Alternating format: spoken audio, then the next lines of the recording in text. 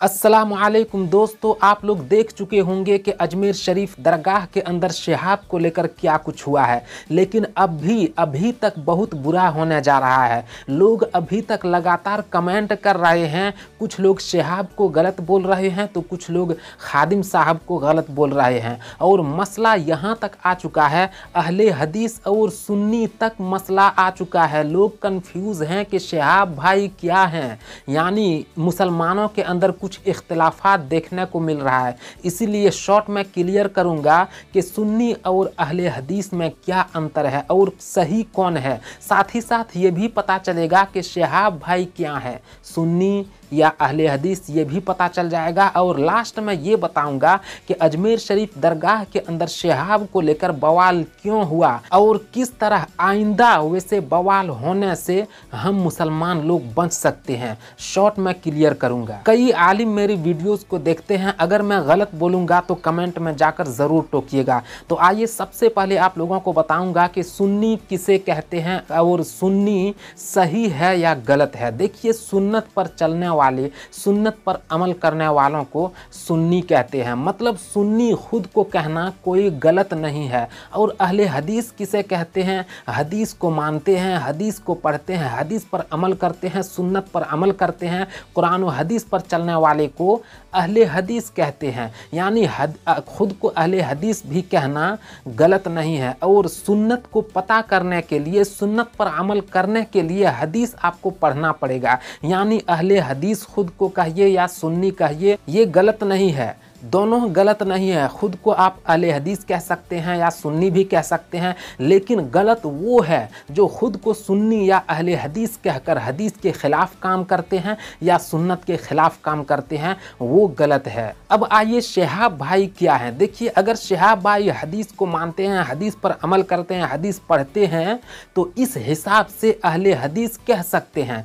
और सुन्नत पर चलते हैं, सुन्नत पर अमल करते हैं, तो इस हिसाब से सुन्नी भी कह सकते हैं। मतलब दोनों कहिए, कोई गलत बात नहीं है, आप कह सकते हैं। अब यहाँ पर सवाल ये पैदा होता है कि दोनों अगर सही है तो अजमेर दरगाह के अंदर ये बवाल कैसे और क्यों हुआ। तो देखिए, आप लोगों को बताना चाहता हूँ, इस दुनिया में, इस देश में कई तरह के मुसलमान होते हैं। कुछ मुसलमान ऐसे होते हैं जो अल्लाह के वली होते हैं, गुजर जाते हैं, गुजरने के बाद उनका वसीला नहीं लेते हैं, डायरेक्ट अल्लाह से दुआ मांगते हैं और उनके आगे सर नहीं झुकाते हैं, सजदा नहीं करते हैं और उनको दिलों का हाल जानने वाला नहीं मानते हैं। और कई मुसलमान होते हैं जो अल्लाह के वली जो गुजर जाते हैं, उनका वसीला लेते हैं, दुआ मांगते हैं, उनके वसीले से दुआ मांगते हैं और उनको दिलों का हाल जानने वाला भी समझते हैं, जिस तरह ये खादिम साहब समझते हैं। प्रूफ के तौर पर ये वीडियो देखिए। कोई आशिक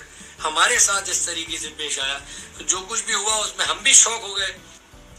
जो अफसोस हमारे दिल में है वो बेशक गरीब नवाज जानते हैं, क्योंकि गरीब नवाज दिलों के हाल बेहतर जानते हैं। कि जो कुछ भी हुआ उसके लिए बड़ा अफसोस है और हम माजरत खा हैं इसके लिए, क्योंकि गरीब नवाज के वो मेहमान हैं और हम बिल्कुल उनके लिए आज भी दुआ करते हैं कि मौला गरीब नवाज नजर करम फरमाए और उनके सफ़र को आसान फरमाए। तो वीडियो आपने देख ली दोस्तों। ये खादिम साहब ख्वाजा मोइनुद्दीन चिश्ती रहमतुल्लाह अलैह को दिलों का हाल जानने वाला मान रहे हैं, लेकिन कई मुसलमान नहीं मानते हैं, लेकिन कब्र की ज़ियारत करने जाते हैं। अगर मान लीजिए वहाँ पर कोई जाएंगे, वैसे मुसलमान जो ये समझते हैं कि दिलों का हाल जानने वाला ये नहीं है, लेकिन हम कब्र की ज़ियारत करने आए हैं और एक अल्लाह से दुआ मांगने आए हैं, तो क्या ये खादिम साहब उनके सर पर हाथ रख कर ख्वाजा मोइनुद्दीन चिश्ती रहमतुल्लाह अलैह से दुआ मांगकर उनको देंगे? ज़बरदस्ती कर सकते हैं और सर पर हाथ रखेंगे?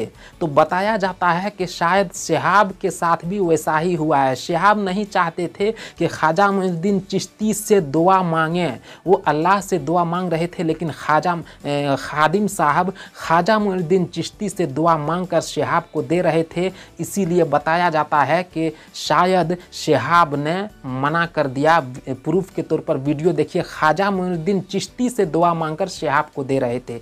देखिए वीडियो।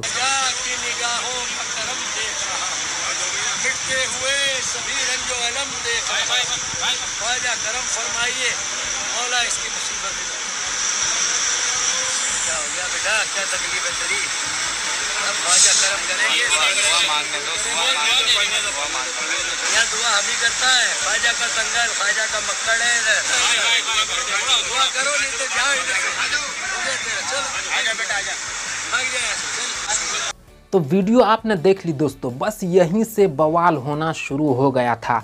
अब ऐसे बवाल से हम कैसे बचें, मुसलमान लोग कैसे बच सकते हैं, वो आप लोगों को बताना चाहता हूं। जिस तरह कुछ मुसलमान ये समझते हैं कि सिर्फ एक अल्लाह से दुआ मांगेंगे, कि कोई भी अल्लाह के वली से, ख्वाजा मोइनुद्दीन चिश्ती से भी हम दुआ नहीं करेंगे, ज़ियारत करने जाएंगे उनके लिए दुआ करेंगे, लेकिन उनसे हम दुआ नहीं मांगेंगे। अगर ऐसे मुसलमान वहाँ पर जाएंगे दरगाह के अंदर, तो खादिमों को ये चाहिए कि उनको उन्हीं की हालत में छोड़ दीजिए, मतलब ज़बरदस्ती ख्वाजा मोइनुद्दीन चिश्ती रहमतुल्लाह अलैह से दुआ मांगकर उनके सर पर हाथ रखकर उनको मत दीजिए, उनको वैसे ही हालत में छोड़ दीजिए, ज़ियारत करने दीजिए। क्योंकि कई तरह के मुसलमान हैं, आप लोगों को बता ही दिया। तो इससे क्या होगा, मुसलमानों में लड़ाई झगड़ा इख्तिलाफ टेंशन नहीं होगा, और मिलकर अगर आप रहिएगा तो दुश्मन मुसलमानों को कुछ नहीं बिगाड़ सकता है। अगर आपस में सुन्नी और अहले हदीस करके लड़ेंगे तो दुश्मन हमला कर सकता है। इसीलिए मिलकर रहिए। इस्लाह के लिए आप बोल सकते हैं, लेकिन ज़बरदस्ती किसी पर नहीं कर सकते हैं। इसी में मुसलमानों की भलाई है। तो जो कन्फ्यूज़न था, मुझे लगता है कि दूर हो गया होगा और आप लोग समझ गए होंगे। अगर आप लोग समझ गए हैं तो सिर्फ एक शेयर मारिए और दूसरों को भी समझाने की कोशिश करिए। और मुझसे बोलने में अगर कोई भूल हुई हो तो कमेंट में जाकर ज़रूर बताइएगा। फिर मैं मिलूँगा किसी दूसरी वीडियो के साथ।